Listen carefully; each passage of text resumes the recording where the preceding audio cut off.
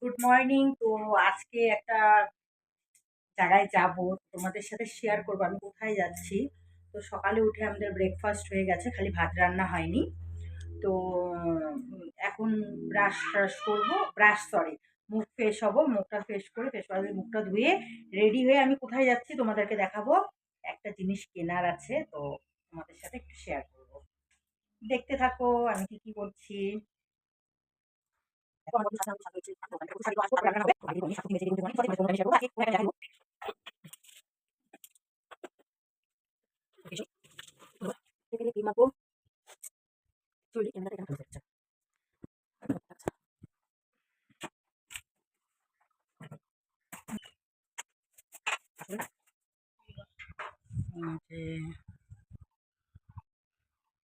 তো ফাইনালি আমি কিন্তু রেডি যাওয়ার জন্য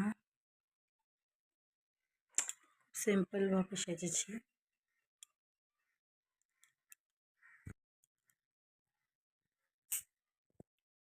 লাগছে অবশ্যই কমেন্টে জানাবে।